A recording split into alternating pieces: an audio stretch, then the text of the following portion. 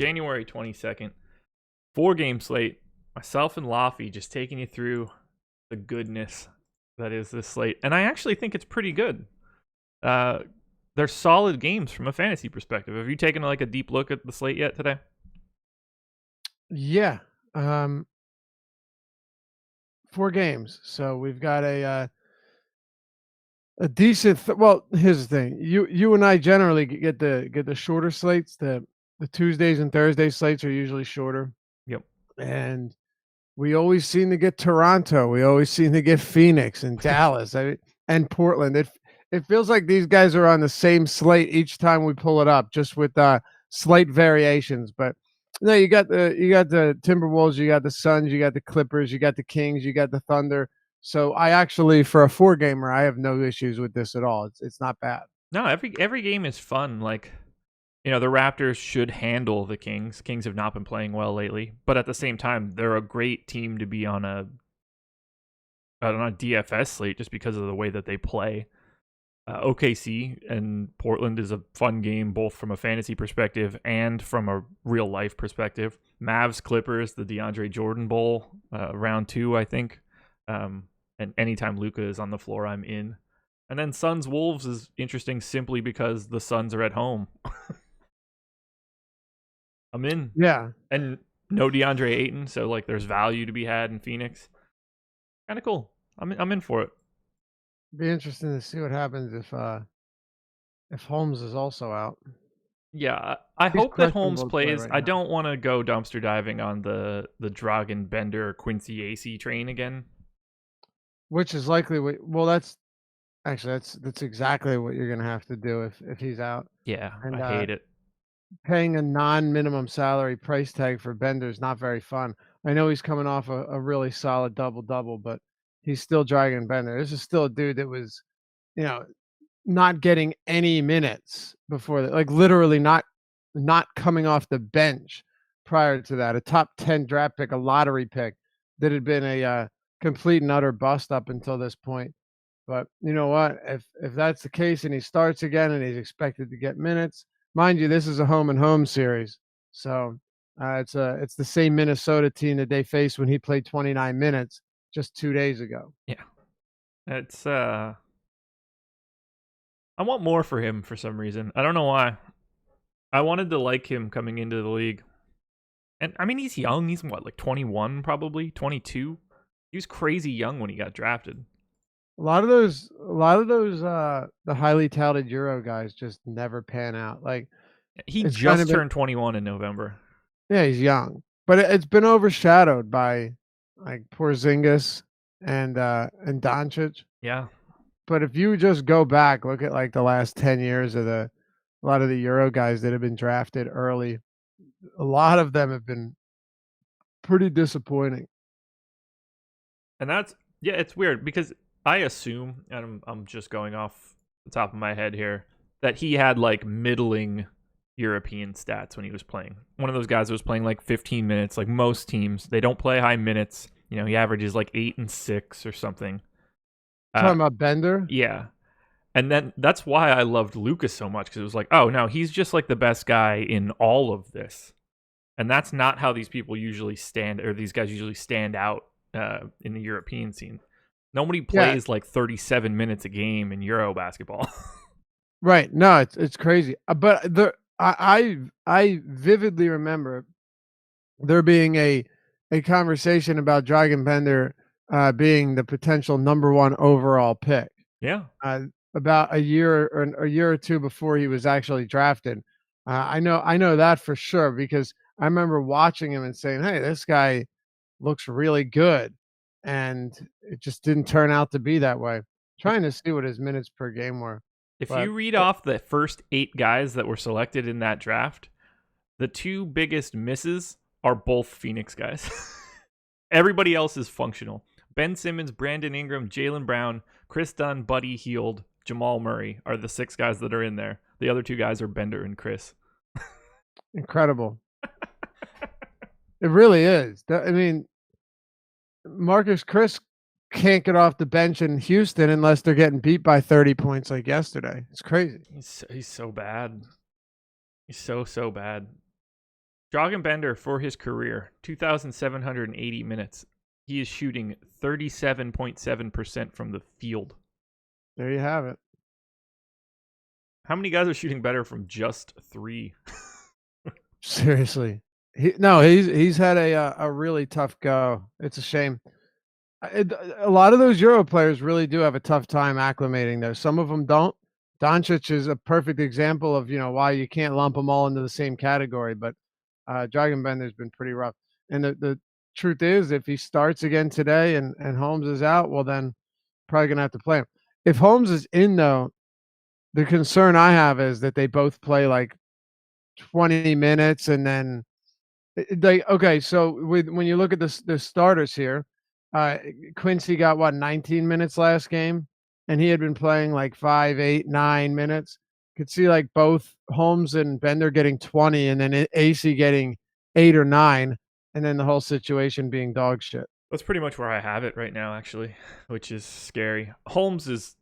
If Holmes is in, he's probably the best value play on the slate. He's also terrifying because that dude is like the Jaren Jackson of the Suns. He is not great at not picking up fouls. No, he's also just not great. That's true. You are well versed in Rashawn Holmes. Yeah, look, Rashawn Holmes is another one of your high energy like hustle players that gets by on that alone. Yeah, and that can be really good for fantasy production because he's all over the court. Always looking to block shots, always looking to pull down rebounds. But it would have been nice if he was starting and we said, all right, we're going to get like 25 minutes from him. But I guess you take what you can get in this situation. And he is producing well over a fantasy point per minute. So whatever. Have to pull the trigger somewhere. Yeah. All right. You want to talk about this stuff? Let's get it done. First game up. The Toronto Raptors hosting the Sacramento Kings. Raptors 119.75 implied total. Kings 108.75. 11-point favorites in Toronto. By all accounts, Kawhi should be playing here. He was not with the team yesterday, but I've seen nothing to say that he would not be playing today. It's a really nice spot for Toronto. Kings play really quick. Kawhi 10-3 on FanDuel, 9-3 on DK, $45 on Yahoo. This is one of those times where I really, really like Kawhi Leonard. Yeah? Yeah. This is just a perfect spot for him. Interesting. I like him. He's 9,300 on DraftKings. I don't have an issue with that. It's a pretty favorable price. They're 11-point favorites here, 228 total. 10-3 on FanDuel. So you've got Russell Westbrook on this slate. You got Karl Anthony Towns going up against one of Rashawn Holmes or Dragan Bender. Yeah. Maybe Ayton, who is doubtful, but we don't expect that to be the case. Paul George, Luka Doncic, coming off that triple-double. Damian Lillard, who just can't get out of that 40 fantasy point range. It's really quite absurd. And then you got guys like Yusuf Nurkic, who just is so undervalued and underrated. It sickens me. Yeah, he went nuts again last night. Yeah, and he's $7,500 on DraftKings. The back-to-back, though, is slightly concerning. We'll get to that later. Yeah. No, I don't mind Kawhi Leonard at 93. Like, what you know how I am with Kawhi, though. You and I share different opinions on him generally. You're willing to pay up for him a bit more than I am. I try not to. I feel like I'm getting gouged on him a lot of times. I get that. At 9,300, and a lot of it's slate dependent too. Kawhi Leonard makes plenty of sense. Like, yes, Westbrook's in play, Towns and George, but this isn't a slate where you've got Westbrook, Harden, AD, Giannis. There's less to choose from, and if you're talking about the discount, Westbrook is $1,700 more expensive than Kawhi on DraftKings, and that's a pretty noticeable difference. $2,200 more expensive on FanDuel. So in this spot, yeah, they should beat him pretty handily, but Kawhi's going to get his, and 9,300 is a perfectly reasonable spot. If he was 10K, I'd be having a different conversation though. Yeah, I don't think it's too difficult for you to be happy at 9,300 on DraftKings today. No. If it creeps No, up I much think higher it's than that, I'm fine. with you. It's a little bit more difficult. And I mean, they're the injury close. news the It's injury news for this team doesn't affect Kawhi at all. Like Anunoby doesn't affect him whatsoever. Nothing really does. Kyle Lowry, though, even with him being healthy, his usage has just been so low with Kawhi on the floor that it hardly matters. yeah. We really thought that Kawhi, you'd be able to run the numbers and say that, he is. You can replace DeMar DeRozan with Kawhi when you want to run, you know, wowie situation scenarios and see what it looks like. It really has not been the case though. Mm-mm. Kawhi has come into Toronto, and believe it or not, because you kind of wouldn't expect this to be the case, has taken so much away from everyone else on this team. Not a bad thing. He should be. He's clearly the best player, and it's not even close. Um, but if he starts racking up more assists, then Kyle Lowry is going to be even more uh, fantasy irrelevant than you could have ever imagined. Yeah. We do not have ownership yet, to my knowledge. No, we do not. The relationship between Kawhi Leonard and Paul George tonight and their ownership will tell a big story. Do you have any thoughts as to who you think will be more owned? Who'd you say, Kawhi or who? Kawhi and Paul George, because those guys are like the two standout small forward options. They're priced essentially the same on both sites. I think Paul George on DraftKings is $400 more expensive. On FanDuel, I think it's $100. Yeah, if I had to guess, um, I would expect for Kawhi to be a bit higher on than Paul George. Ooh, okay. Now, I mean, obviously, I could be wrong. Predicting ownership is not my forte, which is why I love our ownership projections. Certain spots, it makes it easy. Others, it's not as easy. I don't think this one's the easiest to predict. Paul George has been outstanding, um, but there's just always this idea, this notion that Kawhi Leonard's not playing alongside of Russell Westbrook. So I think you'll see a little bit of ownership shift towards him. But I'll tell you one thing. I was actually going to put a poll out the other day on Twitter.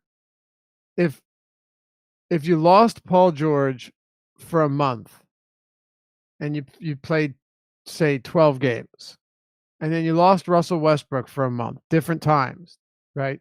Yeah. So one of them is healthy when the other is. You lost Russell Westbrook for a month. You played 12 games against the same teams, same exact schedule, same location, same circumstances, same conditions. What record do you have with Paul George out, and what record do you have with Westbrook out? And the reason I pose it is because I would be shocked if the Thunder had a better record with George out than they did with Westbrook out, meaning a roundabout way of saying I think Paul George is more valuable to this team than Westbrook is right now. It's interesting that you pose that question, because if you ask me that last year, I think there's a different answer than if you ask it this year. And it's totally based on team construction. If it's last year, I think that the Thunder team without Russ is worse.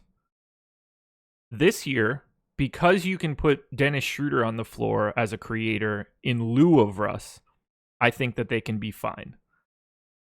Last year, when the person that's filling in for Russ is Raymond Felton or whoever, I think they struggle to be able to hang offensively. But this year, if Russ goes down, I think they can hold on based on defense and get enough creation out of Schroeder. Yeah, no, I think that's perfectly fine reasoning. Because there is no one to create a shot on that team outside of Russell Westbrook. No, there isn't. Previously. But I also think, like, even if you took Schroeder out of the picture, Paul George has been the more influential or impactful player this year. I really don't think it's even close. Like, I agree. He has made a big time leap in his overall game. Yeah. I mean, you know who's getting the shot at the end of the game in close games? Look at the Sixers game from the other day, from Saturday. It's Paul George. It's not Russell Westbrook. It's Paul George. I mean, if you need to get to the basket, you want the ball in Russ's hand. But if you want your final shot, I don't need the guy that's shooting like 27% from three or whatever to be jacking that shit up. Right. And the problem with getting to the basket at the last shot of the game is Well, if Russ Westbrook has the ball, you know what he's gonna do, and if he does decide that he's gonna jack up a three, you're gonna give him that three all day long. Yeah, and they're With Paul certain. George, he can Yeah, kill you from anywhere on the court. yeah, and they're gonna help off of Terrence Ferguson or whoever the hell is standing in the corner, getting ready to miss another three. Right. Yeah, Paul George has really, I don't wanna say taken the reins, but man, it's just look at their impact on a number of different levels. He has been he has been having just an incredible season. And yet, in the last 30 days, Kawhi Leonard 1.4 fantasy points per minute. Paul George 1.26. Yeah, Kawhi Leonard's having like the this is the best stretch of his season. You don't think about it, and then all of a sudden the dude just has like 55 fantasy points. Yep. Oh, it's the best stretch of his season for sure, no question.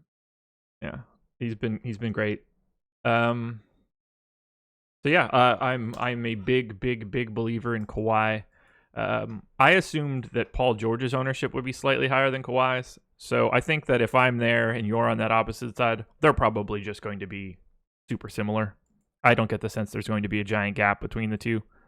I don't think there will be, and I don't think really. I don't think there's any reason there should be. Agreed. Right? Like I don't think there's any good reason that there should be a huge difference. So I'll have both of them as, key pieces. If either one of them has wildly different ownership, I just want the other guy. Right. It's as easy as that I could say there. I do like Kyle Lowry a little bit. I hate myself for it. I do need to dig in a little bit further, maybe make a couple tweaks. But on a 4-game slate, like at some point in time, you just need to roster people. So I'm okay with it. There are better point guard options, but he's fine. Serge Ibaka looks really nice tonight for me. I didn't expect to say that when I woke up. I don't think you ever expect to say that. Yeah, well, with Ibaka, he's actually playing well enough, and he's when it comes to Ibaka, it's all contingent upon his salary. Yeah, Like he's a guy that I refuse to ever pay too much for because, yeah, once in a while he'll give you the 40 fantasy point game, but it's not common, and we know that. You're hoping for like 35 fantasy points out of him, but hey, shot volume has been decent lately. The usage is up a little bit over 20%. I'm cool with that. Rebounding has been fine. Facing the Sacramento team, we saw Detroit face him the other day, and Zaza played 35 minutes in the starting lineup instead of starting Blake at the 5. You're going to need some size here, just by the way that Jaeger runs his front court rotations. So I think just looking at it now, there's no reason to believe that Siakam's getting huge minutes at the 5, or anything like this. Like any reason for them to go small here. And if you just look at their last game, what was it, on the 19th, I think? Yeah. So they crushed Memphis. So it's probably a bad example. But I wouldn't be surprised to just see Serge Ibaka get those minutes, 30 minutes or so, and then Greg Monroe and maybe even Boucher get like 5 minutes in mop-up duty or something like that. But I think it's a good matchup for Ibaka to stay out there for sure. I'm with you. He's my dude for today. All right. Leonard, Lowry, Ibaka, Siakam is pretty much where I would want to be out of Toronto, and then whatever sort of shares I end up with of Danny Green, who's just sort of like functionally available. I guess he is, maybe. I'd like to pretend he isn't. Yeah, look, it's he's coming up. You open up your cruncher and you're like, oh, I got 5% Danny Green. Okay, 1 out of 20 days he strokes a couple. Oh yeah, yeah. Coming off that 47 fantasy point game. Yeah, I don't see that coming regularly. That's the most anomalous game you're ever gonna get, right? Right. So, yeah, if Green goes out there, hits that patented corner 3, and gets up 10 shots, like by the way, if you look at his shooting recently, he's 13, 15, 12 shots. 3 of his last 4 games, he's gotten up double-digit field goal attempts, which is really kind of odd given that, he was doing nothing close to that in prior games. The thing with Danny Green, and we all know this, is if Danny Green is not hitting his shots, if he's not giving you 4 or 5 3-pointers, you've basically just completely wasted a spot no matter how cheap he is. Like Yep. he needs to score at least 15 real points to get you even close to where you need to be. And he's almost 5K on DraftKings now. Yeah. The only reason that I like that idea for Danny Green today is because the Toronto Raptors have the highest implied total of this slate, and the Kings are going to be pushing the ball. So if he can get a couple threes out in transition or something like that, I think it's a worthwhile opportunity to go to him. But again, this is like very low volume Danny Green type stuff. This Sure. is not a lock button type thing. The ingredients of this game fit a Danny Green like value game. I think Siakam at his price though is perfectly reasonable. Yeah, he's only $28 on Yahoo. I like that a lot. Yeah, even 63 on DraftKings, 69 on FanDuel. I like the front court in this game the most. I'm with you on Kawhi. I do like Kawhi. Just don't have a ton of interest in the guards here. I think it's probably going to be Kawhi in the front court for me. That works. Particularly Ibaka. We got to talk about these Sacramento guys who are so weirdly priced on these sites. You know, Fox's price is normal. He's 8K on FanDuel, 7,300 DraftKings, 30 on Yahoo. I really do not like him here. Not a direction I'm looking to go, but Buddy Hield is $900 cheaper on FanDuel than he is on DraftKings. And Willie Cauley-Stein is $1,800 cheaper on DraftKings than he is on FanDuel. Yeah, strange. Thoughts on those guys? Yeah, I feel like when you've got somebody like De'Aaron Fox, who we've seen it, he was losing minutes to Yogi Ferrell. And I don't mean like Yogi Ferrell was playing more minutes than him. No, but Yogi Ferrell went from not playing to, even when the team got healthy, playing 16, 18 minutes per game. The 19th against Detroit was the first time he didn't see at least 15 minutes per game in I don't know how long, which meant that De'Aaron Fox was settling into that like 30, 31 minute range in competitive games. And that's not cool. Like you want him getting to 35, 36 minutes than we had been getting from him before. Yeah. So I have a bit of an issue with that. And against Toronto, sure, his prices come down, but I have a difficult time getting there. Really with this team in general, how much can you really love here? I'm always willing to look at a Marvin Bagley as a tournament pivot off of similarly priced guys, because if he does get to 27, 28 minutes, he has the upside for more. He's a +1 per minute guy. De'Aaron Fox made an interesting statement a couple of weeks ago when asked about the starting lineup, and he had said, they were like, well, why do you think it is that Bagley continues to come off the bench? And Fox was like, well, when I bring the ball up the court, my first thought is to drive and then to kick it out if the defense brings help in the paint. And he's like, who we have out there, namely Bjelica, makes it easier for me to kick the ball out and give me shooters to space the floor when I'm driving. And I guess they don't feel like Bagley's good for that. So, which, he's not exactly a stellar 3-point shooter. No. But that is something it's an interesting concept, because it tells you, well, if that's how they feel, he probably is not going to be playing any more than 27, 28 minutes in his best games even. But he's 5K. He probably won't be considered really. He's 56 on FanDuel. That's really just a guy that I'm throwing out there, not because I love him, but because I feel like no one will play him, and he's got upside at that price. Guys like Harry Giles, I mean, you're hoping that he can go well over a fantasy point per minute with his 16 to 18 minutes. Buddy Hield, Bogdanovich. Did Bjelica get hurt in his last game or something? He played 5 minutes. Let's see. He played 5 minutes on the 21st. Probably just Jaeger being in it. No, it was. I know Justin Jackson started the second half ahead of him, played 29 minutes. Yeah, I know that. I thought it was just because he was playing better. I can look it up though. I know from I watched a little bit of that game yesterday, and unfortunately, and Justin Jackson definitely started the second half of that game. Yeah. I looked at it and I was like, oh, okay, 5 minutes there. If he works his way out of the rotation, how pissed will the Sixers be? Yeah, right. Like, fuck, man, you're not even gonna play for the Kings now? We'd give anything to have you. See, tell me that's not the truth. And he's actually having a pretty good season. He's been great. He should have been wearing red, white, and blue, and then it was just like, nah, I'm good. Yep, I know. You know what I think is gonna happen. I wouldn't be surprised to see people jump on Justin Jackson, but man, I don't buy that being something that's not a wave that I want to ride because I No. expect it to crash a lot sooner than initially expected. Just look at that yesterday, by the way. The game blew out. Yeah. So the last like six or so minutes were pointless anyway. Bielitsa played the first 446 and then never returned. Justin Jackson comes in, plays what is it? He plays 9, 10, 12 minutes in the first half, and then starts the second half, plays 10 minutes in the third quarter, and then mops up with the final 7.5 minutes in the fourth. I don't. The tough thing about this is you never really know exactly what to make of this rotation, Yeah. especially when you get some blowouts involved.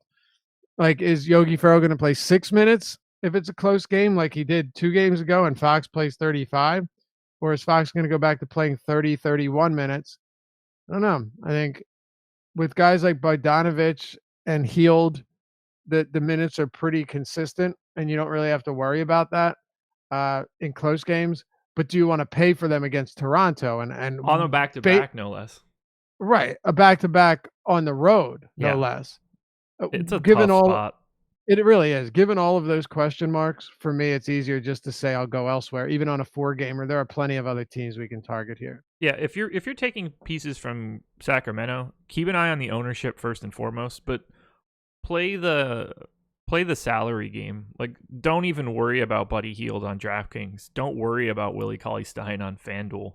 Like, get these guys where they're priced inefficiently. Take a closer look at Bogdanovich on DraftKings at 5,200, that's probably the best play of anything on the Kings. Just like, don't overpay for a situation just because this is not the day or spot to do it. It's really not. I'd probably advise against it. Wow. The Kings are dead last in free throw rate offensively. They just do not get to the line. I guess that it does kind of make sense when you look at a lot of these players. Like, Yeah. Fox talks about wanting to drive to the rim all the time, but it isn't very often that you see him getting to the line. Yeah, and Buddy Hield, very perimeter oriented. Bogdan, very perimeter oriented. Yep. Willie Cauley-Stein is not posting you up 10 times a game. No, he's not. No, he's not. I think we're probably good here. It's I like the game. I'm just not confident in Sacramento today. I think they're slowly slipping. And on a back-to-back heading to Toronto, a full-strength Toronto team is relatively full strength. No OG Anunoby, but it's kind of scurry. Yeah, this isn't a spot that you really need to plant your flag at all. Nope. No, it's not. All right, let's head to Oklahoma City. Thunder 116.75 implied total. Portland Trailblazers 111.25. 5.5 point favorites for Oklahoma City at home. Both teams are full strength right now. Everybody outside of Abrinas, who is back but not playing. I don't know what's going on with these guys. We'll start with Russ. 12.5 on FanDuel, 11K on DraftKings, $53 on Yahoo. Where do you want to? Is Russ someone you're starting with today? We've got 4 or 5 guys in the upper echelon of salary. How do you feel about Russ? Oh man. Well, I guess we'll look at it like this. When you're talking about raw projected points, do you know I actually have him projected as the second highest on this slate and not the highest? We're talking DK? Yeah, I have him behind Karl Anthony Towns, believe it or not. So do I. So that kind of says something, right? Yeah, and it's not close for me. How many points separated do you have him? 3.5? Nope, 2.5. Bad math. Yeah, I have 2.6.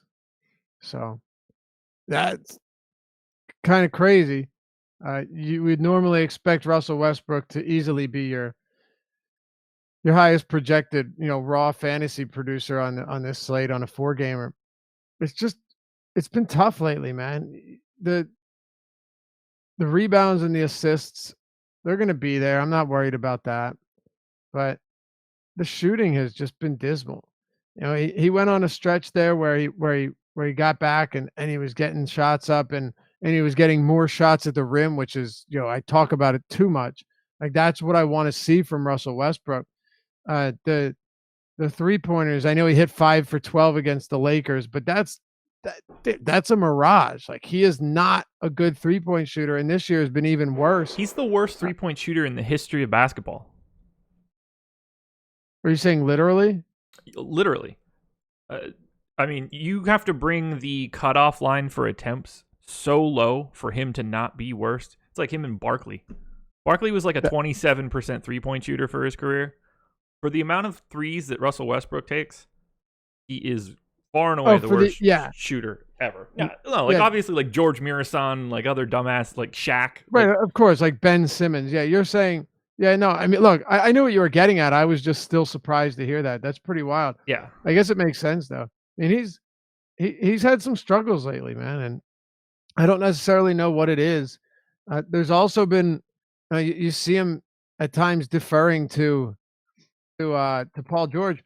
If you look against the Sixers when they beat them on that final 3-pointer from Paul George where he got fouled, that game, like that was Paul George and Dennis Schroeder doing the bulk of the work.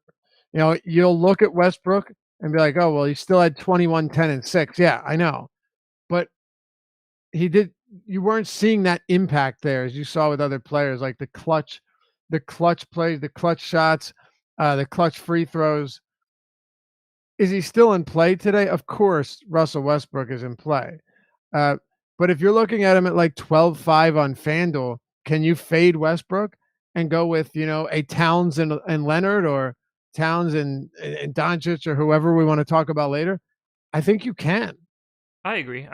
You can. I mean, we'll ignore Gilgeous-Alexander, who I think is the easy value spot at point guard today on FanDuel. Depending on your feelings, there's Kyle Lowry, there's Jeff Teague, there's Dame. Derrick Rose is scary at 66. There's enough out there. You don't have to be on Russ. You don't have to be. I mean, if you want to be, no one's going to blame you for it. And I think a lot of it depends on how many lineups you're playing. Like you'd be crazy not to play any Russell Westbrook today. He has the highest ceiling of any player on this slate. I mean, actually, I guess you could probably lump Towns in with him because Towns has had some monster games. But aside from that, it's Westbrook and it's Towns that have like the legit 70+ upside that you could actually expect them to get to. I'm not talking about a once a season rogue, 50-point game from Tobias Harris. Or, that's not what I'm talking about. I'm talking about guys that you could actually expect them to get there. It's Westbrook and it's Towns. Yeah. Those are the two guys.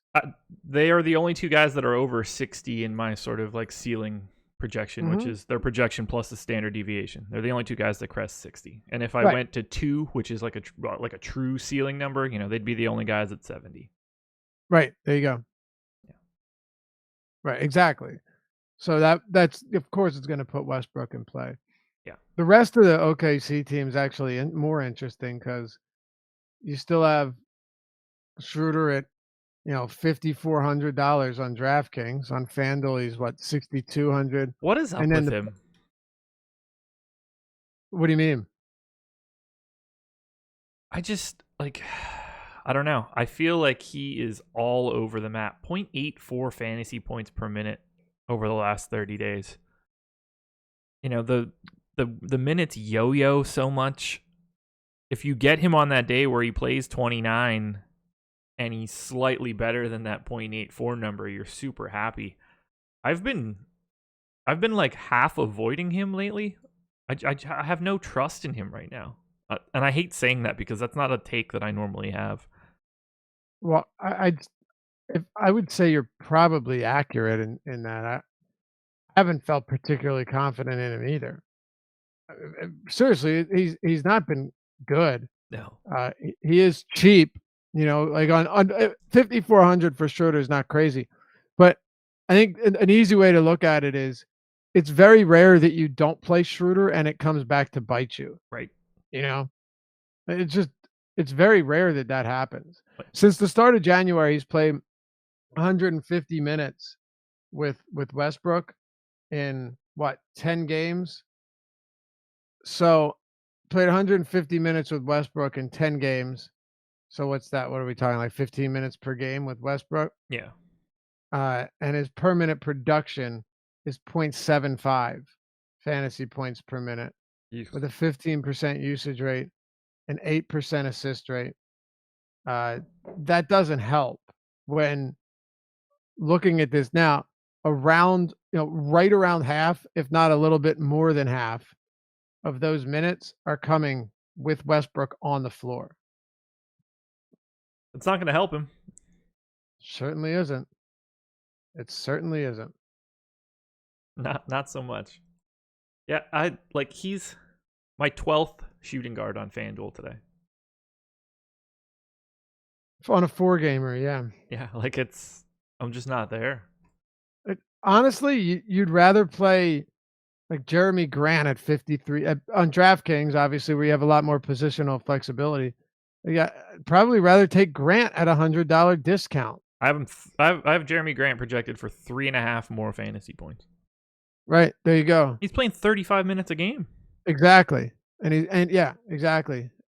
And he's not competing for the same assists. No. Even though, of course, Schroeder still gets, probably 45% of his minutes with Westbrook off the floor. You know what I find fascinating, though, is the fact that Steven Adams has come down to 6,200. Yeah, that's a really, really, really nice price tag. Yeah, he's the one I was talking about when I said, yeah, it starts getting interesting outside of Westbrook. You and I had a long discussion about this. Adams is not a guy that I like paying, the mid 7K range for, just because I don't like the idea that he's out there with a guy like Westbrook that, even if it's only 3 or so rebounds per game, he's still taking food out of Adams' mouth. And he's just not the highest upside guy. But at 6,200, what do you need, right? Like, how much do you really need from Steven Adams at 6,200? Yeah, you'll take that all day. He's currently projected to be the 4th most owned player on DraftKings, 35%. That seems super reasonable. Yeah, at that salary, it's tough not to see why. What would have to happen for him to be like, for Steven Adams to crater your lineup?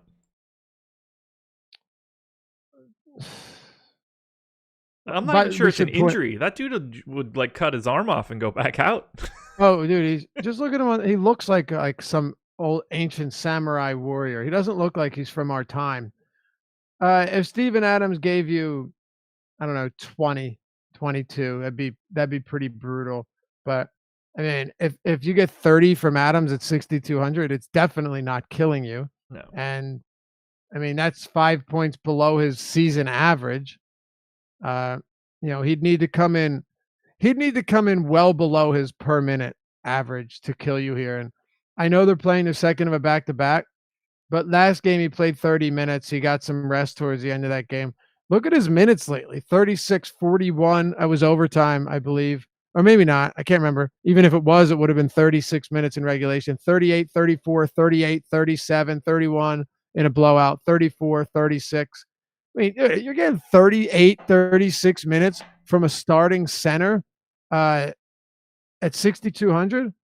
There aren't a lot of guys that I wouldn't play with 36, 38 minutes at that price, because at the center position, it's so much easier to stumble into to peripherals. It's different than playing 35 minutes at the wing, where you're dependent on getting the ball for spot up looks and having 3-pointers bounce off the front of the rim for easy rebounds 20 feet away from the basket. Yeah. With Adams, shot blocking opportunities, putbacks, defensive, offensive rebounds, everything's around him for the whole game. It'd be tough for him not to to be solid at this price. 6,200 is craziness. Uh, Yep. I need to point this out since we talked about it earlier. Paul George ownership on DraftKings, 11%. Kawhi Leonard, 36. Yeah, I had a feeling.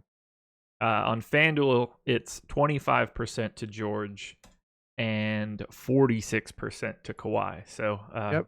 if you hear those numbers, everybody, and you don't know what the real answer is, we haven't been doing a very good job explaining this to you.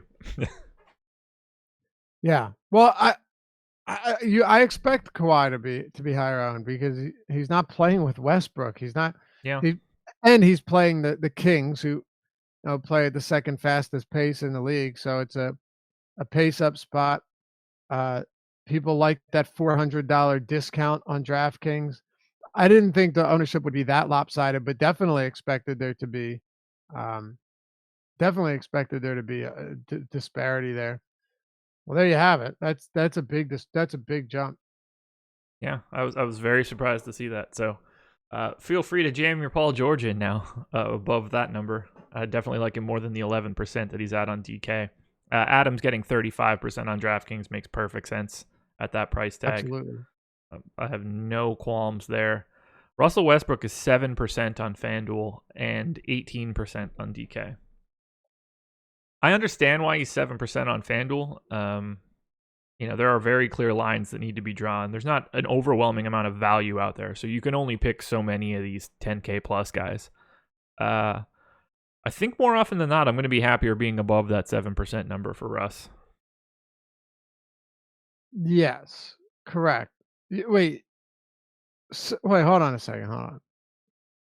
What's 7%? Are you saying that's what he's projected? We have his projected ownership on FanDuel at 7%. That's craziness. Yeah. 18% on DraftKings. Yeah. What's Towns at on DraftKings? Towns is at 15. Wow. For reference, Towns on FanDuel is you ready for this? Let's hear it. 55. Jeez.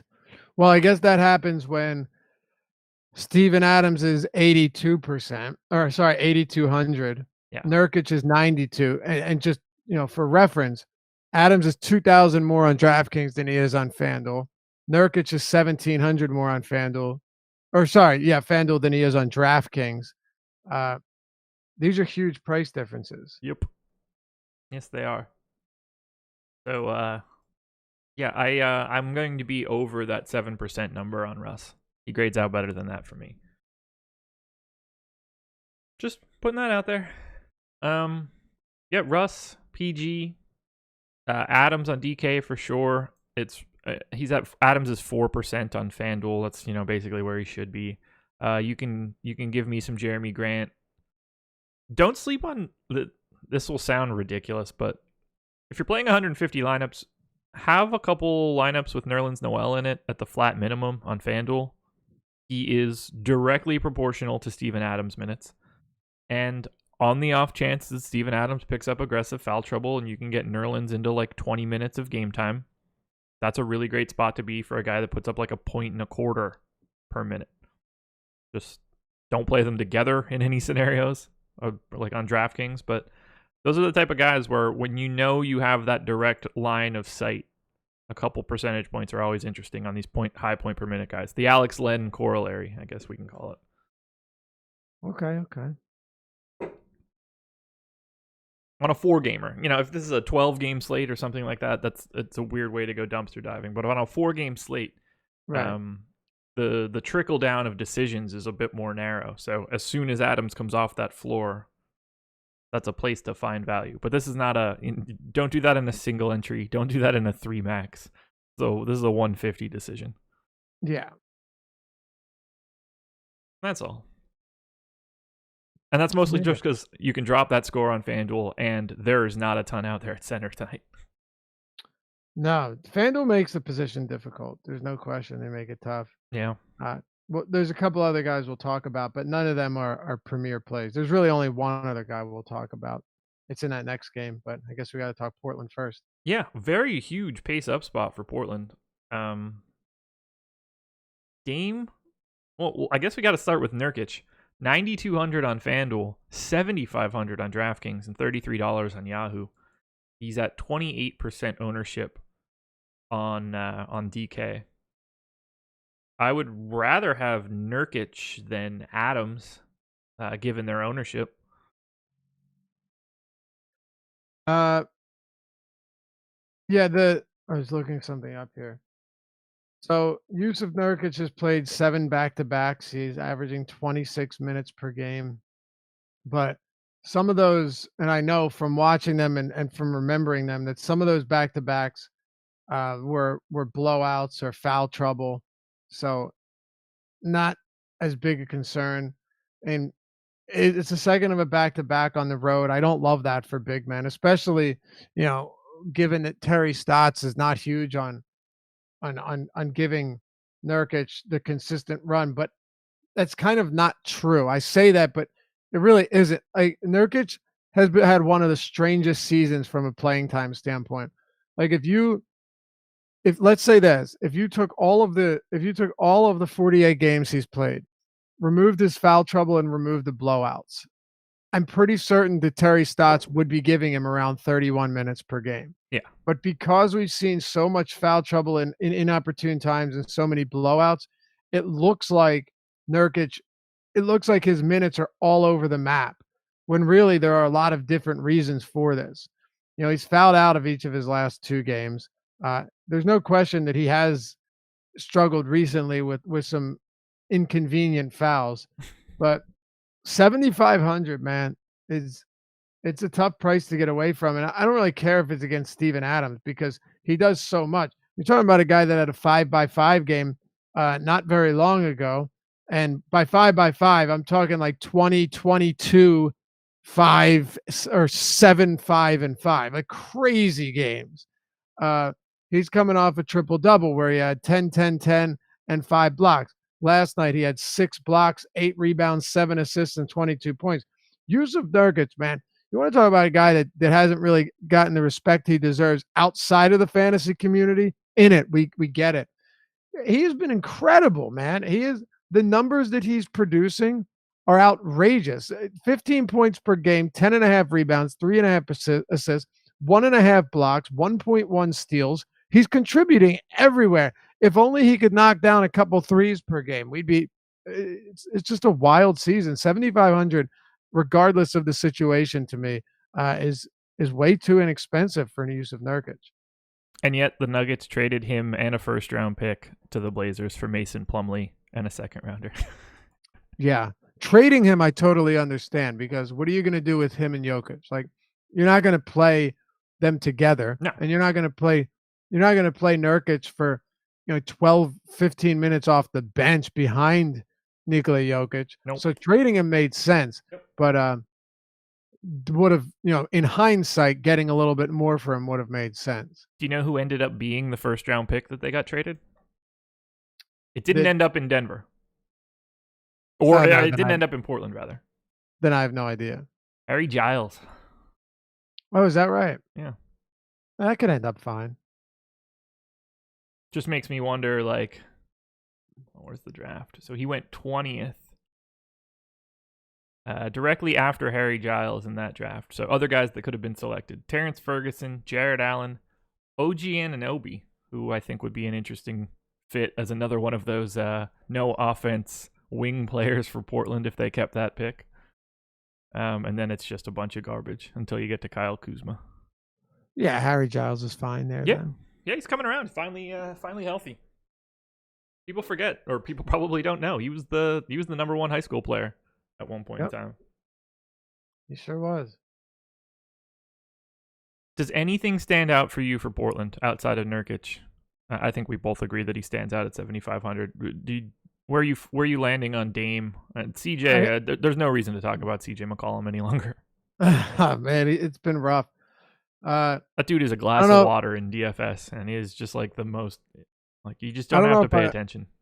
You don't. I don't know if I mentioned this on the strategy show. I know I talked about it in the deep dive and the deeper dive, but last year, in games, of course, that Lillard was active, because if you just run their minutes staggered with Lillard off, you're going to get a skewed number. Yeah. But in games where Lillard was active, McCollum averaged about 25, it might have been 27% of his minutes with Lillard off the floor. That's not bad, No. right? So if you're playing like 35 minutes per game and you're getting a quarter of those without Lillard, that's around 9 minutes per game, which is perfectly solid for McCollum, who's going to be the lead ball handler, the primary shot taker, the primary playmaker. You name it. 9 additional minutes per game. I like that. This year, he's playing between 5 and 7% of his minutes with Lillard off the court. That's not good. Like that the fact that you're not seeing, and Stotts actually started staggering them a little bit a week or so ago and then kind of just stopped. That makes it really difficult, and it makes McCollum a really tough guy to target. But Lillard has 150 fantasy point game, I think, over his last 20 or something. Jesus. I mean, it's been crazy how much he continues to come in. Let's see. That sounds about right. Yeah, 49.9 on FanDuel, if we want to throw that one out just for rounding purposes. Okay, so he has 2 50 fantasy point games over his last 20, a 53 and a 57.8, right? One came against the Clippers, one came against the Warriors, but he's gone 1, 2, 3, 4, 5, 6, 7. He's gone 12 games without 50. And I only bring this up because look how remarkably consistent he's been, but just pretty much in that mid-40s range. It's strange. But he's down to 8,100 on DraftKings. Yeah. 8,100 against the right since Christmas Day. Oklahoma City leads the league in pace. So their quality defense is less impactful. Hell, they held the Sixers to some pretty poor shooting, but the Sixers still scored 117 in regulation, right? Lakers 128, Atlanta 126, San Antonio 112. We saw the Spurs and Thunder put up over 200 points. Lillard is a really good play at 8,100. No matter how you want to cut it, no matter how much he's been just very pedestrian for what you'd expect from him, 8,100 is crazy cheap for this matchup and this change of pace.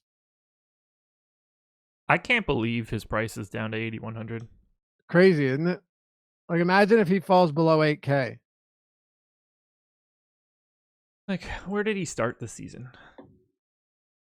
This is FanDuel. Probably like 9.3 or something. Point guard. I only have fucking 4 point guards. Where is Lillard? Like, am I blind? There he is. Found him. Took me a minute. I can assure you he was more on December 6th, he was 10-1. It's the lowest his price has been all season. Oh, yeah. He cannot have been this cheap before. So, unless it was against he was. On Christmas Day, he was 7,800 against Utah. Against Utah. Right. Yeah. Christmas Day. DraftKings has been better about changing their prices for slate-specific stuff. So, I mean, they have the most dynamic pricing around. Yeah. Which, you look at it against Utah or Memphis, you're going to see that. And I think, the matchup with OKC has something to do with it, too, because they have a quality overall defense. But 8,100 is, And I will throw this out there. I talked about this a lot with Aminu when he was facing the Pelicans, expecting him to easily get over 30 minutes. And we got 32 minutes. We got 34 fantasy points from him. We'll take that all day long. Against Paul George, easily your best defender here is Al-Farouq Aminu. You're going to want Aminu guarding Paul George for long stretches, I would assume. Yeah. Unless you want to throw like Mo Harkless on him. But Aminu's definitely your best option there. So if that's the case, then yeah. But it's a little different than Davis because you got George at the 3, and then you have to work out, the Jeremy Grant situation. So maybe Aminu doesn't see as much George, but I would still expect in this game to see enough of him and to get up around 30 minutes. And Aminu, he's a 3-and-D guy, but not a terrible play on a 4-game slate. 17% expected ownership on DK right now. Yeah, that doesn't surprise me. No, me neither. 21 for CJ, 32 for Dame. All seems about right to me. I don't have any hot takes for Portland. I think everybody's sort of priced where they should be outside of Dame and Nurkic on DraftKings, being really aggressively underpriced in my opinion. I think we're all underpriced on DraftKings, but it doesn't mean that it makes them really good plays. Like just because McCollum's 6K flat doesn't mean that it makes him an extraordinary play. I think he's just a decent play. Yep. He just, he is what he is at this point. You want a certain amount of shares of him, and you're going to be probably underwhelmed more often than that. He's projected to have 21% ownership. So yeah, craziness. I don't want CJ McCollum in a fifth of my lineups, at least not on the surface. I have not dug into the way that I would spread out ownership on DraftKings, but I will. Yeah, I'm good on that, especially when Lillard's 8,100. Exactly. 2 games to go. Let's get it done. Dallas Mavericks hosting the LA Clippers. 113.25 implied total for the Mavs, 109.25 for the Clippers. So 4-point favorites for the Dallas Mavericks. That's a solid spot for Dallas. Luka Doncic, 8,900 on FanDuel, 8,400 on DK, $38 on Yahoo, coming off of a triple-double. I love this dude. He's pretty good at basketball. And I think he looks really nice today. 27% ownership on FanDuel, 26 on DraftKings. I have no problem with it. To me, he's my number one shooting guard on FanDuel today, although you can flip a coin between him and Devin Booker, depending on where Booker's ownership is, which is at 46. So at that point in time, I love Luka Doncic. He is now officially my number one shooting guard today. Yeah, he should be. He definitely should be. He's going to have quite a bit of ownership, especially coming off that triple-double. That's not going to help anyone ignore him. He's up, 27% on FanDuel right now, on DraftKings 26. So he's up there. Yeah. But 8,400 is a pretty reasonable price point, especially on given this slate. And so would you, on DraftKings, would you rather have Doncic at 84 or Lillard at 81? Ooh, good question. The thing that I was going to point out was that Luka has a higher fantasy points per minute than Paul George over the last 30 days. Yeah, not surprising. He's been really good. And he doesn't have Russell Westbrook on his team. You said Luka or Dame? They're similar ownership, right? Dame was like slightly higher. Mm-hmm. I would rather have Luka. Okay. All right, so you're buying it. I like it. I am. No, there's not really. First of all, I mean, he's been 0.2 of a fantasy point per minute better than Dame. Yeah, Dame has not been very good. Like Dame's just been kind of average for given what we expect of him. Yeah, Luka's getting the minutes. Close games, what I love to see is you're getting 35, 36 minutes. It might not sound like a lot, but playing 35, 36 opposed to 31, 32, those extra few minutes is meaningful. Even if if you're producing 1.5 fantasy points per minute, you're playing an extra 4 or 5 minutes. Take that all day long, because once you start getting up in price, everything counts. And he's actually been flashing a nice ceiling lately. We had a question basically like, what do you think Luka's ceiling is up around 60, or would you put it around 50? No, I'm not putting it at 60 quite yet, just because I've seen him do it once. Yeah, 55, maybe twice. Yeah, 55, 53. I'm perfectly fine with that. If you're playing Luka, you're hoping for the high 40s here, and really hoping that he has a better game than usual. But we're getting questions about, does Dennis Smith Jr. impact him tonight?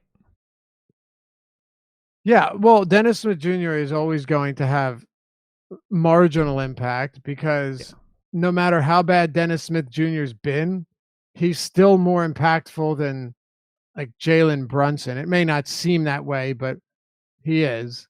But no, I don't think it's a big enough impact. Rick Carlisle actually apologized to him for the way he handled it, and that's kind of strange because Carlisle is not the type of guy you would expect to apologize to anyone. But No. uh, I don't know if you've been following this, but it was like Smith was exiled from the team for a week, and then there was all of this stuff going on, and it was bad, and the whole him and Doncic, and they can't coexist, and this and that, and right now, if you're Dennis Smith, your head is spinning. Um, the fact that he has been continuously in and out, I don't think he's actually been dealing with the illness or whatever it was, and it seems like by given the reporting that I would be correct. Yeah, it doesn't help Doncic, but I also don't think it hurts him really. At this rate, he's playing way too well. He is the reason that Dallas is not a laughing stock of a team, Yeah. even though, to be fair, they've lost 4 straight. But it would be a whole lot worse had it not been for Doncic. I don't see his role changing dramatically enough to make a difference. Dennis Smith just has not played well this season. There's no reason to give him significantly more work just because he's back in the rotation. No, I have him in for 27 minutes right now. The minutes are there now that Barea is done. And they have to continue to run him out there if they have any intention of removing him from this roster in the next 6 months. They're not going to crater his value in a season that is essentially meaningless for them. So he's going to play 25 minutes a game so long as he can, or he's going to not be on the Dallas Mavericks any longer. Pretty much. Yeah, and then the rumors that he was being shopped, and yeah, which Mark says, do you think Carlisle's apology to DSJ is correlated with JJ Barea going down? Honestly, I don't. No, not from Rick Carlisle. No, Carlisle's the type of guy that would be like, screw it. I'll play Jalen Brunson 30 minutes a game if I have to. I don't see that being the case. No. You still have guys like Devin Harris that can give you, 18 minutes if you need it. Carlisle's never going to give him more than that ever. He just never does it. Yeah. But he'd have filled that void. I think honestly, the way the Dennis Smith Jr. situation was handled, and I'm obviously an outsider looking in, wasn't a fly on the wall here, even though I would have loved to have been. It seems to have been handled really poorly. Remember this, John. Dennis Smith Jr. He's still a kid. Yeah. I mean, apparently he's been a bit of a dick for a while, going back to NC State. Yeah, it's possible. But at the same time, again, he is also just a kid. Old. He's 21 years old. Yeah. You're hearing all of this stuff about like how they shouldn't have drafted him. And I mean, I just think like imagine. Look, you got to grow up quick in the NBA. I'm not making excuses for him, but yeah. When you're hearing all this shit about, like we shouldn't have drafted him because we don't think he can play alongside Doncic, and Doncic is the future, and you got to go along for the ride, and that's how the game works. But I think they made it worse than it needed to be in Dallas. The brain trust there didn't exactly handle things properly, and maybe he didn't either. But it doesn't look great on either side. No, I just want them to do that like very easy Dennis Smith to Orlando trade for like John Isaac and just call it a day. Yeah. So actually they have it here. Took a leave of absence, right? Yeah. And we obviously knew they were trying to trade him. And was it Carlisle that says, I don't know exactly what's going on, but I know one thing. The kid is a team guy and he loves being with his teammates and he really respects his teammates. This is just my feeling is that he's being told to stay away from the team for whatever reason. I just don't want people out there thinking he's snubbing the Mavs or anything like that. So as it says, he all but confirmed that the illness thing was nonsense. And right. I think we all got that impression from the beginning. So we're talking about Dennis Smith. And I think that I must point out right now that he is $4,500 on DraftKings and that we are projecting him currently for 26% ownership. How much Dennis Smith Jr. would you like? No, I'm good, man. No, I can't. Can't do it. Just can't do it. What if I told you there's even more egregious ownership on the Dallas Mavericks tonight? So let me take it. What it I mean, the only one I could think of would be DeAndre Jordan. You would be correct. I don't think that's that egregious though. Did you see the Honestly. number? What on FanDuel? 30%? DraftKings, 43. Oh no, I looked on. God, I actually missed him because he was number one. I didn't see him as I scrolled down the list Because you wouldn't he was expect at the him to top. be there. Yeah, No, I wouldn't. But I do like DeAndre Jordan quite a bit here. sure. He's been kind of disappointing. The whole facing your former team thing, that means nothing to me. No. It really does, especially at home. You're not going back to the Staples Center, so what's it really matter, right? No. Whatever. Yeah. It's not a big deal. Plus, It most certainly of wouldn't the be a big guy- deal to me if I had made $100 million over the past couple years. Right. Tell me about it. I'm not going to take a ton of shit personally, especially when, Yeah. He signed that contract with Dallas on his own. Right. How about this too? Look at that team. Yeah. How many of those guys did he play with for like a year? Yeah. I mean, seriously, Chris Paul's not there anymore. No Blake, Blake no Griffin's JJ. not there anymore. The team is totally different Yeah. than it was, right? Gallo is there, but he was hurt basically all of last year. Like the team is totally different than it was before. So unless you're, it's not, and plus you didn't get traded. What type of revenge is this? They want it. I'm just throwing it out there because it will be. I know people are going to talk about this. The reason I like DeAndre Jordan has nothing to do with that. The reason I like Jordan is the fact that the Clippers have been terrible against centers this year. No team's allowing more points than the Clippers. Only 4 teams are allowing more rebounds to the position. Clippers also, unsurprisingly, allowing top 5 in blocked shots. Even free throw attempts, they're up there as well in the top 10. Second most free throws. So yeah, Jordan, not a high volume shooter, but I expect him to get enough opportunities today against, and a lot of that being because I expect him to get a lot of putback opportunities. Clippers really struggle in terms of offensive rebounding to opposing bigs. It is a good spot, and Jordan's 6,400 on DraftKings. On FanDuel, where the position has a lot of guys wildly overpriced, $7K flat is not that bad, right? He's 900 less than Willie Cauley-Stein. Yeah, he's my number 3 center on FanDuel, slightly ahead of Steven Adams, and slightly behind Yusuf Nurkic, with Cat being the clear leader in the clubhouse. Yeah, I think that's perfectly reasonable. But what I'm saying is, forget about the narrative. DeAndre Jordan, just the matchup on its face. By the way, he's already faced him twice this year. Yeah. And he has, unsurprisingly, right? Take the matchup out of it. He's averaging 14 and 22 against them. Yeah. In those 2 games. Look, he looks good. Yeah. Who's going to box him out? Who's really going to make his life hell in the paint? Yeah, right. Exactly.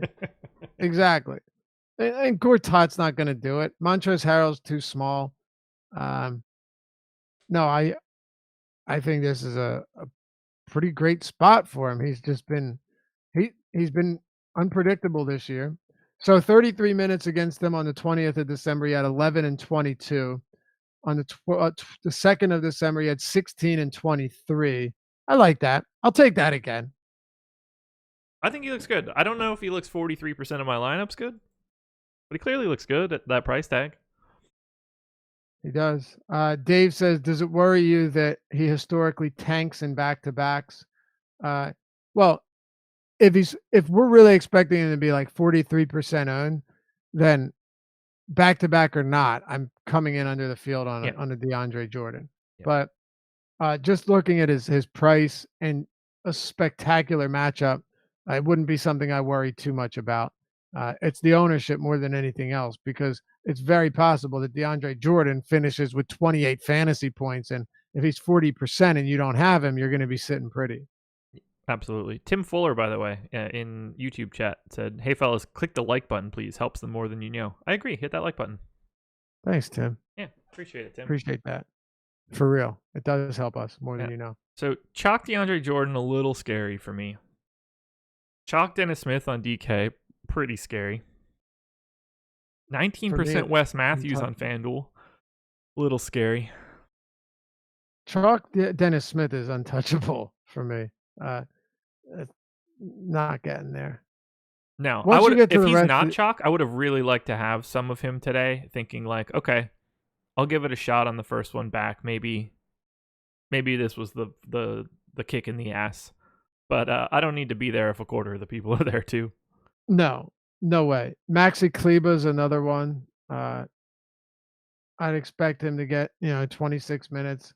Ooh, we should talk about Um, that then.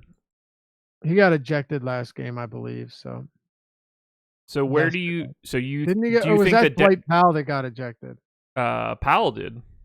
Was it Powell? Yeah, Okay. Yeah, I but got that wrong. I think so. Either way, I'm anxious to see how Dennis Smith being back impacts the minutes for Maxey, and I guess the minutes for Jalen Brunson. Although I don't really care what Jalen Brunson plays. I don't find him to be particularly viable. Do they just come off of Devin Harris, which is what I'm expecting?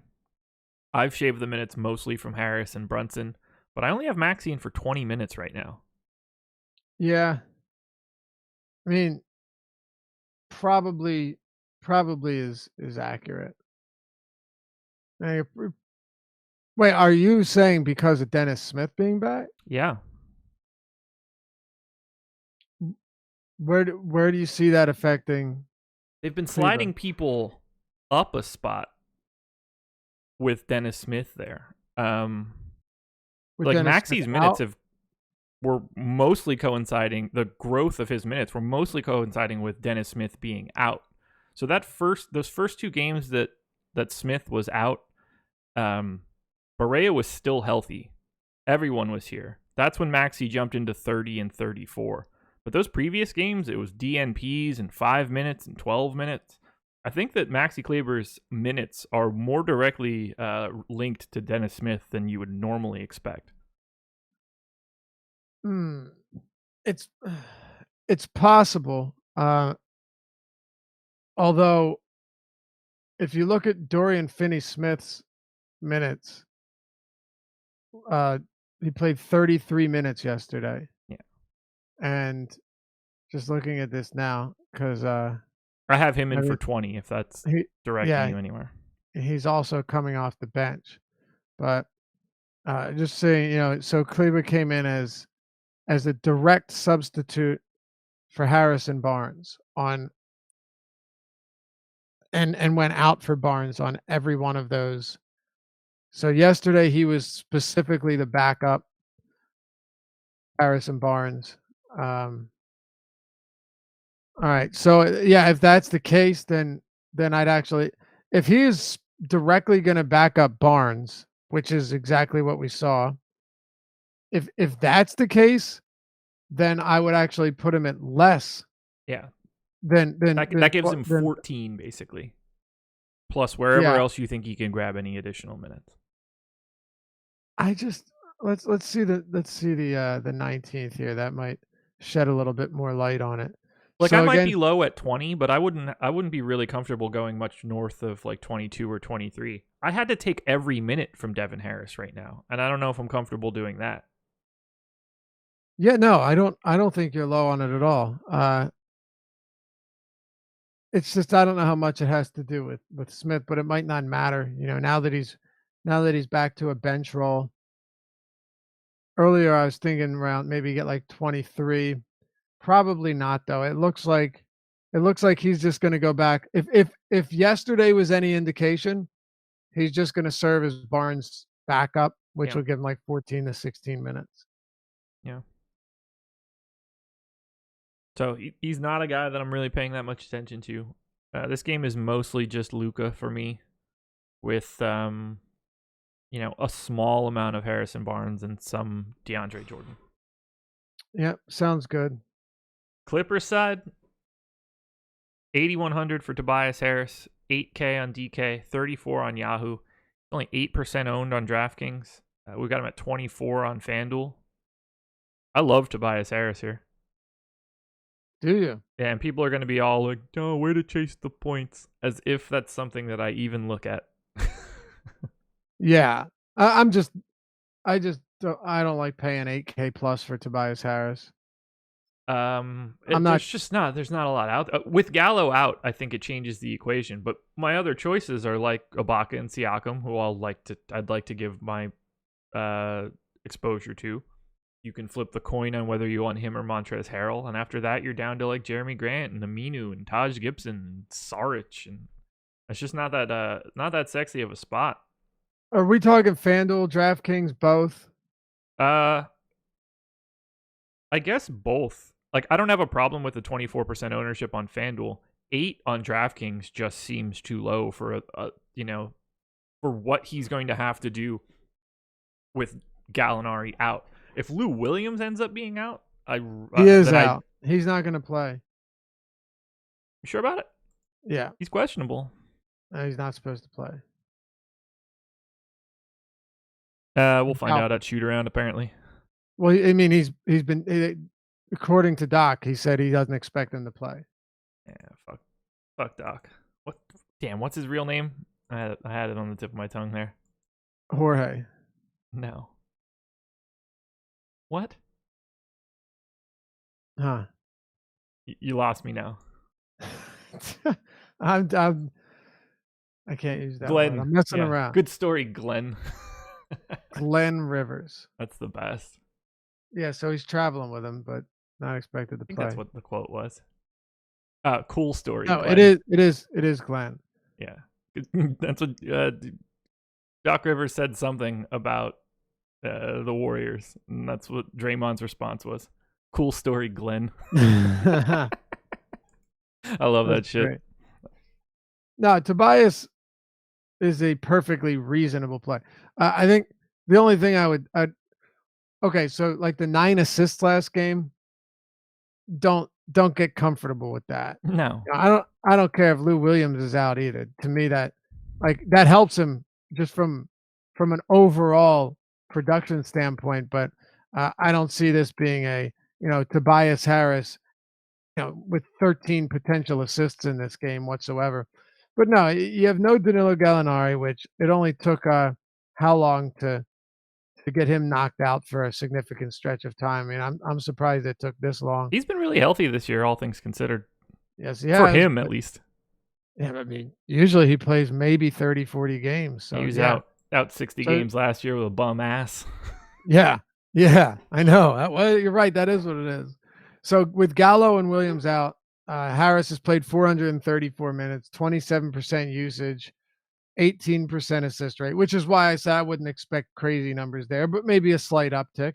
10% rebound rate, 1.19 fantasy points per minute. So yeah, if you're getting him 36 minutes, then I'm perfectly. I think that's perfectly reasonable. You 36 minutes with that production. I don't love paying that much for Harris in most cases, but I think it's fine.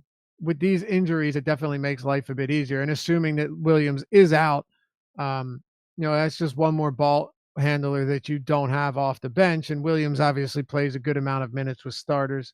I also expect this game to be close. So yeah, no, Harris is fine. Like, I like him so much that if he's at 24 on FanDuel, I'm probably at 50. Interesting. Yeah. Just because of the way the position lays out. This is assuming that Richaun Holmes plays as well. He's a power forward on FanDuel. FanDuel doesn't really give you a ton of options. Well, Dragan Bender's also power forward, so even if Holmes was out, you've got your $3,800 Bender. Yeah, I hope that I can avoid him completely. Don't we all? Don't we all? Unless I project him for 48 minutes, I'm not sure I'd even get him. It'd be tough. Power forward's difficult on FanDuel. Yeah. You got Serge Ibaka, Montrezl Harrell, Siakam, and then your Aminus and Bagleys and guys like that aren't really consistent or reliable, and then Dragan Bender or Richaun Holmes. But nobody stands out as, a stellar play here, which makes Harris more appealing for sure. Yeah. How do you want to handle this chalk on FanDuel? 70% ownership to Shai Gilgeous-Alexander. Yeah, that's egregious. I understand why it's happening. He's playing minutes Yeah, out the because his ass with minutes these are through guys the out, roof. and he's 3,900. Of course, his minutes are through the roof. But Um, my God, this dude's. Have you watched any? I know you go to bed relatively I early, don't so it's catch a tough lot to of keep. Clippers games. Right. I mean, listen. I get Does them he on their have East some? Coast swings. Right. Does he have some talent? Sure, he does. But my God, there are some really ugly games for him, man. Like there will be times where I'll be watching the Clippers and you don't even realize that he's on the court for 10 minutes at a time.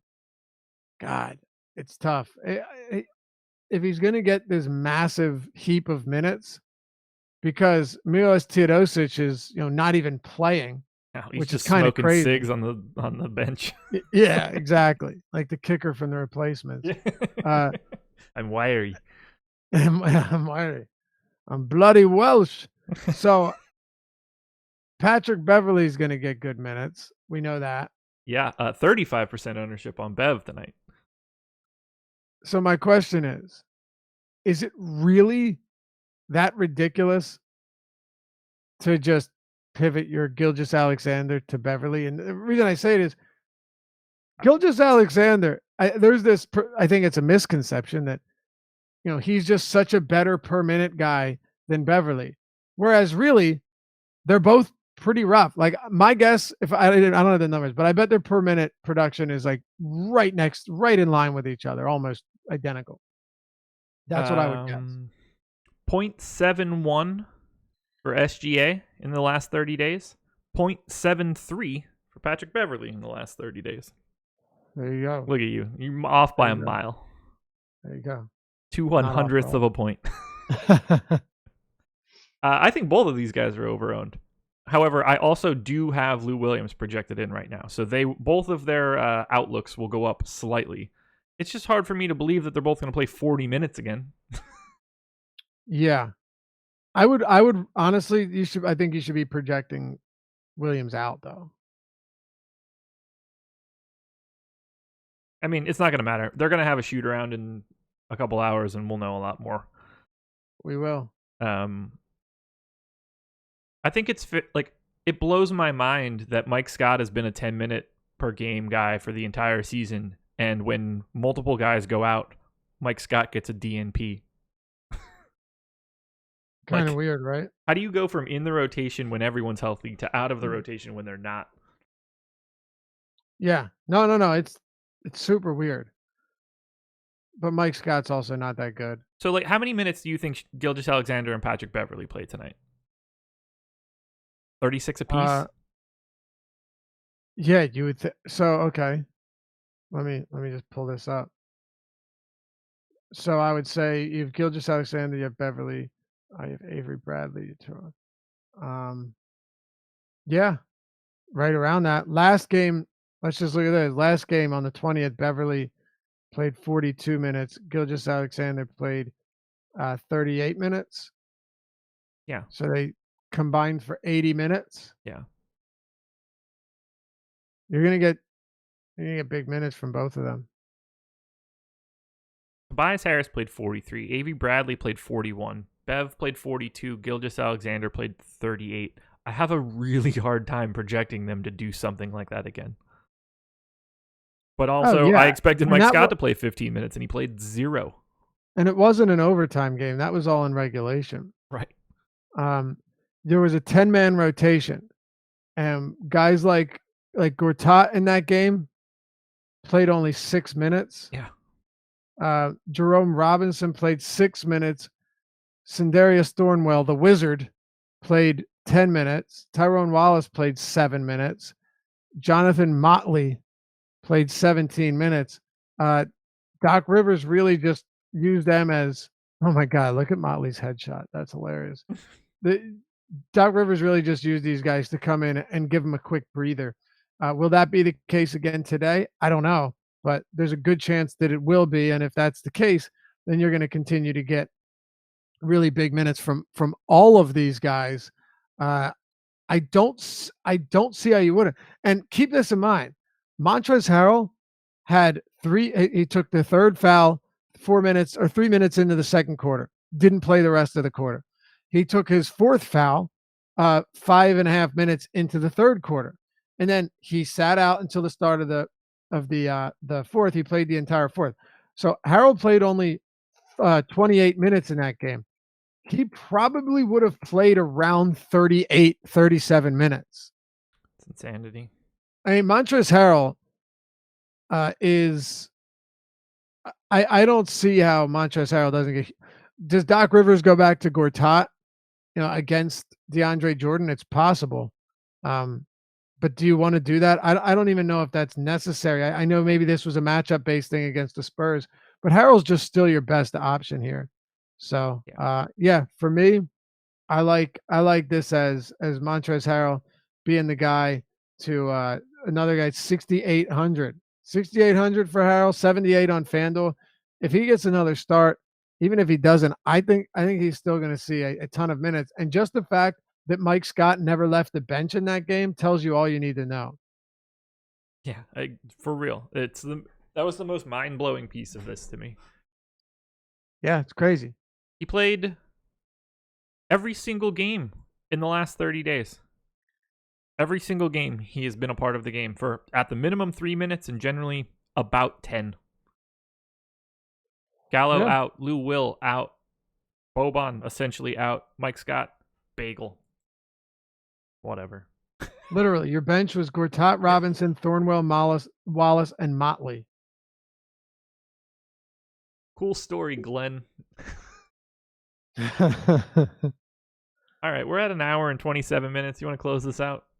Yes, I would like that. Phoenix Suns hosting the Minnesota Timberwolves. 111 implied total for the Suns, 117 for the Wolves. We probably just want to start here. DeAndre Ayton is doubtful. Rashawn Holmes, questionable. So I have Rashawn Holmes in. I have DeAndre Ayton out.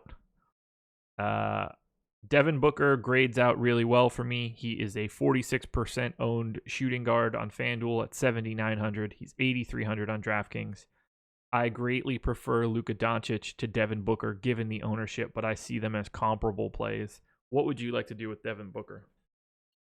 I am surprised. Well, hold on. There's a difference here because Booker is on FanDuel right now projected, as you pointed out, to have significantly higher ownership than Doncic. On DraftKings, that's a different story. Yeah. Devin Booker at 21, Doncic at 26. I think Doncic is going to come in above Booker by a little bit more than that, especially given that coming off a triple-double. I like Booker here quite a bit. Even on FanDuel, at 7,900. That's when you're getting Booker at 7,900 on FanDuel. To me, that's just egregious. Consider some of this too. Like against Toronto, that's really not the greatest matchup. He still had 30 and 44. Pacers, they got torched, blown out. Throw that out the window. A lot of these games, Charlotte, he got hurt. Wasn't playing great, but he still got hurt. He played only 12 minutes. I get it. Devin Booker has definitely been up and down lately, but just looking at this team, you can't tell me that Booker doesn't have a huge ceiling in this game. He's playing with D'Anthony Melton and Jamal Crawford and Warren's fine. Jackson's fine, but these guys aren't anything. They're not going to take away from him.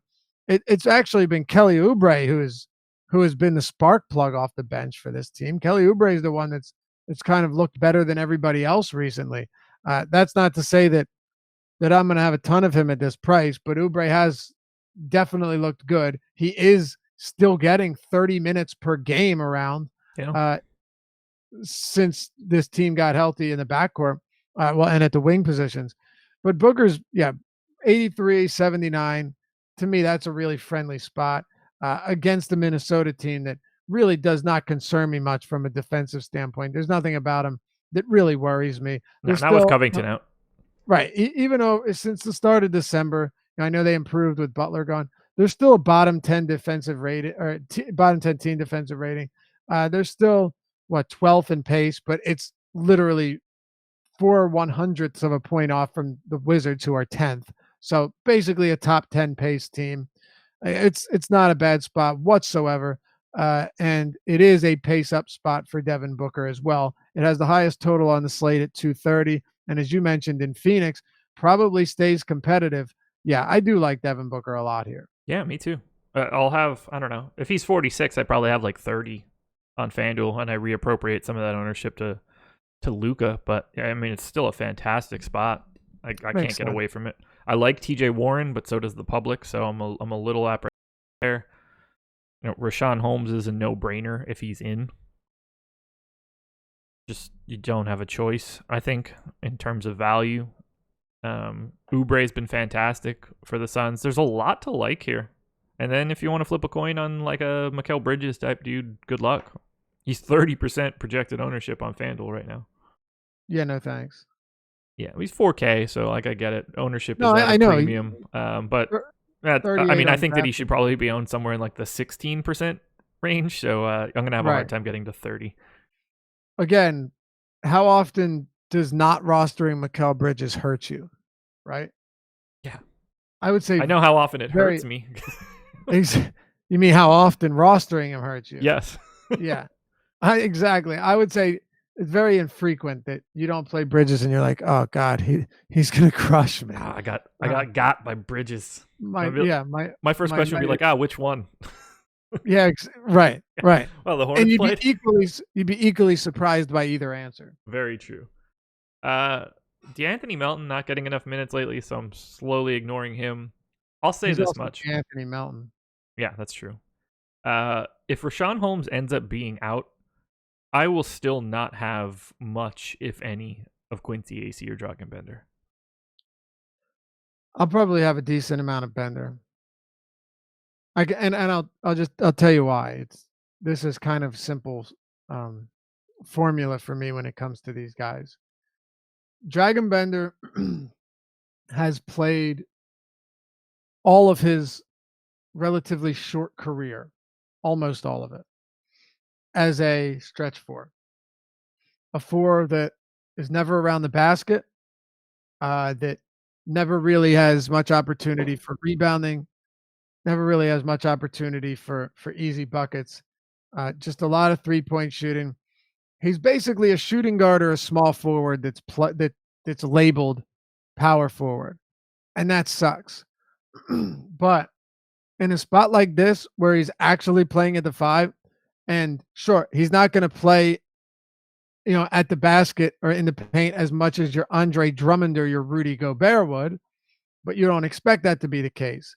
He is, though, going to see a lot more opportunity around the basket than he would if he was starting at the 4. And that's so much of what we've seen from Dragan Bender over his first few seasons. So at that price, if Holmes is out, I actually don't have a problem with it, because I'm all about getting easy buckets and easy, at least, opportunities, which includes rebounding opportunities, maybe even a shot blocking opportunity or so, some putback attempts, and then take it from there. Looking at his last game on the 20th, Bender attempted 6 field goals from less than 5 feet from the rim. I like that a lot. Yeah. He made 4 of them.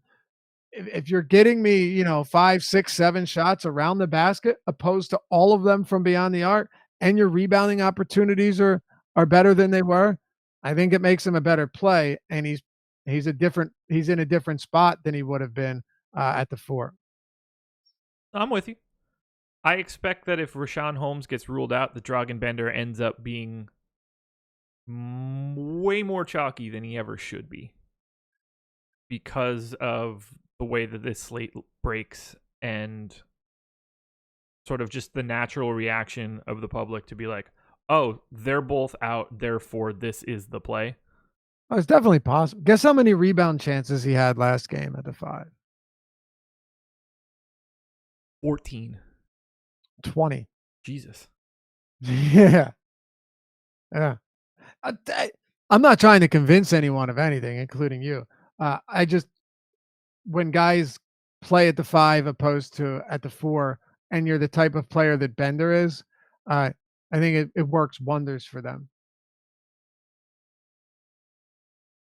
Ugh, God, I hate him. Oh, I don't like Dragan Bender whatsoever. Let's not get it twisted here. Again, just positionally, it's similar to being like, okay, um, do Devin Booker, obviously different, totally different, but Devin Booker at the 2 or Devin Booker at the point?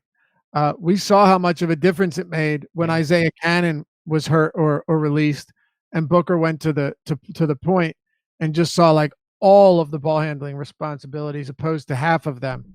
Makes you a better play when you have more opportunity. And at the point guard, it's ball handling, and in the front court, it's rebounding, shot blocking, putbacks, so on and so forth. Yeah. My main aversion to it is just simply whatever his ownership comes in at, which I expect to be like crazy high. And it has a lot to do with like the thought process that Adam and I had for Cousins yesterday, in that you end up getting a very, very similar roster construction to other people by putting Dragan Bender in. And I think that it's just simply then easier to go to a combo of, I don't know, like Montrezl Harrell and Serge Ibaka, or Pascal Siakam and Al-Farouq Aminu. And I'm just as comfortable being there with a very different look to my roster in a GVP. Now, if his ownership comes in at like 15 or 20% or something, that's fine. That's a very reasonable punt. But I figure he probably goes like 40, 45, 50, somewhere in that neighborhood, especially with SGA at 75. You don't think that argument's a bit different, being that Cousins is at the center position, which dictates a whole lot when you can only play one center there? A little bit. It's not as cut and dry. I just don't see him being a monster all that often.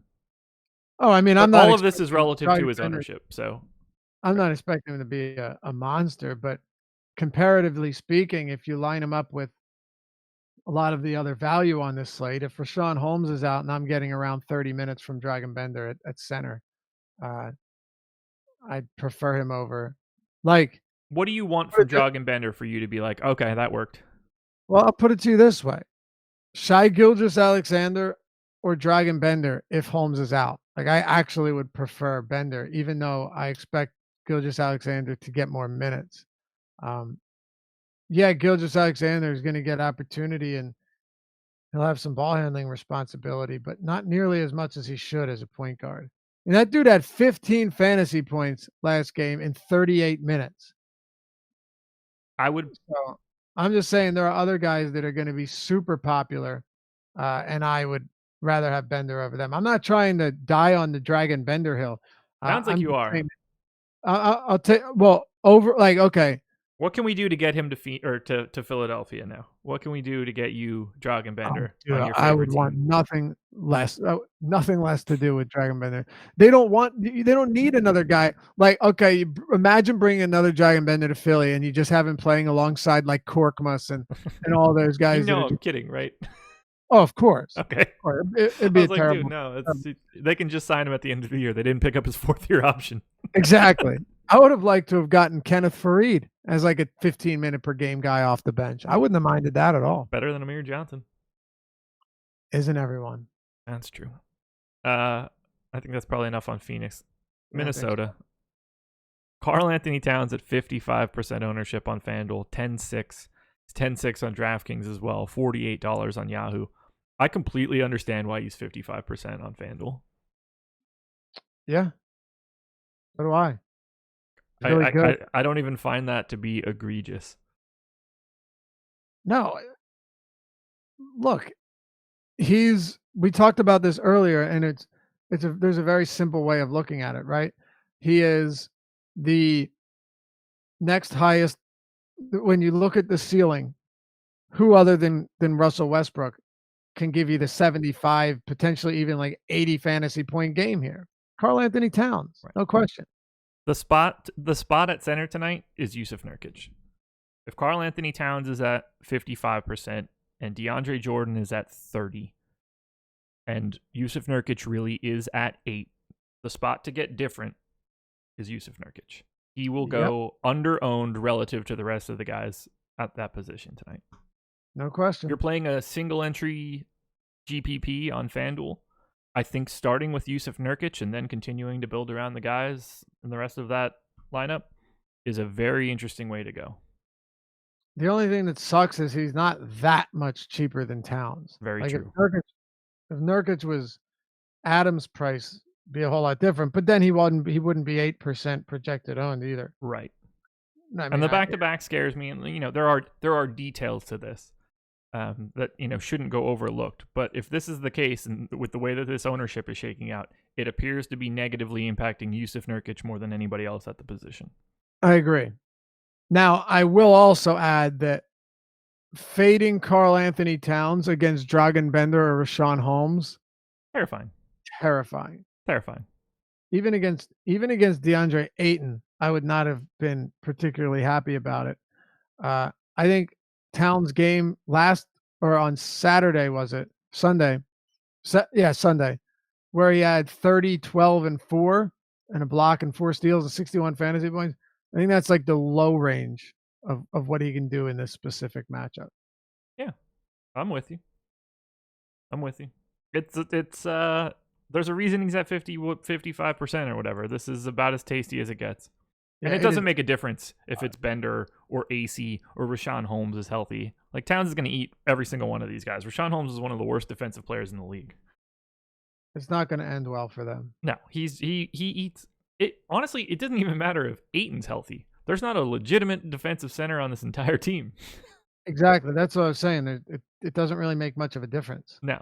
Really doesn't. Doesn't make much of a difference at all. Hell, I probably like Towns more if Ayton is healthy just so the game could stay closer. Yep. For sure. But what do we got? Like a 4-point spread? 4.5? I'm not too worried about that. Oh, it's I have 6. I'm not worried about it at all either, but I'd prefer it to be closer. I'm 6 is 6, dude. 6 is nothing. I agree.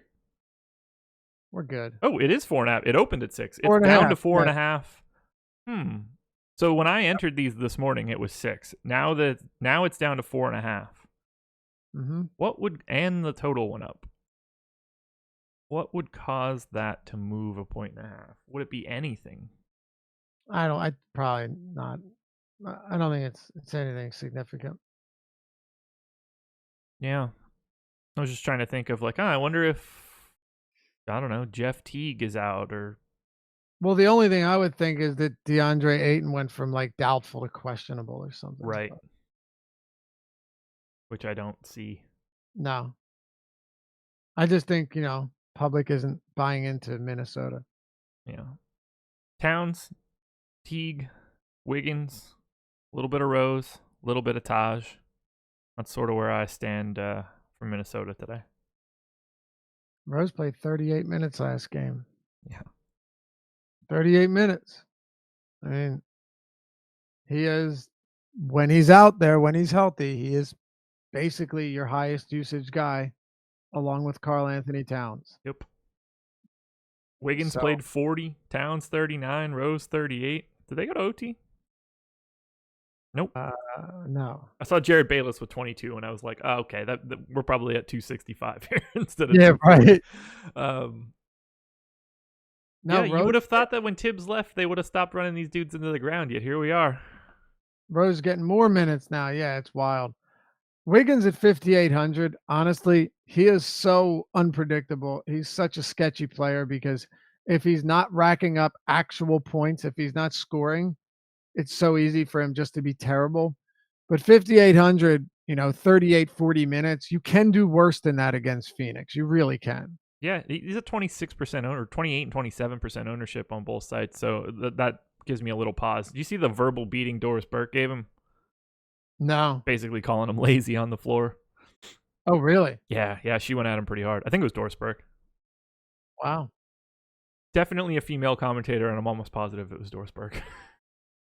But she went at him pretty aggressively, just talking about him standing around and not doing anything, and was just openly verbally abusing him in the nicest way possible, in a way that Doris Burke can can do it, but she was just like, this guy is lazy. Yeah, that's not the reputation you want to have. No.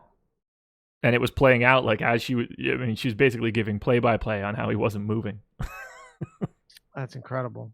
And yet, you can never truly skip out on him because he's going to play 36 plus minutes and he's going to shoot. He is. All you need is a little bit of shooting luck. And you're getting a ceiling game out of Andrew Wiggins. And of all the times to do that, Phoenix is probably a decent spot. I would agree. We done? We're done. Alrighty. 4 games, hour and 45 minutes. The classic Tuesday slate. It's fun to talk, man. It's fun to talk. It certainly is. Alrighty. Adam will have the deep dive out in the early afternoon. Deeper dive coming back at 5 p.m. today. And then live before lock, myself and Chris Spags going from 6 to 7. At 2:30, Ben Raza and Tim Frank are going to do a golf show on the Farmers Insurance Open, the return of Tiger Woods. So tune into that if you're looking to play some golf today or this week.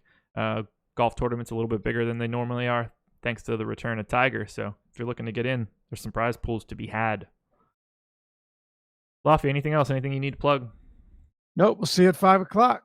There you go, everybody. Best of luck. NBA Strategies, the promo code, 50% off your first month with us. Any monthly package you choose, including Fantasy Cruncher. And hit the like button. Really helpful for us. Adios, everybody.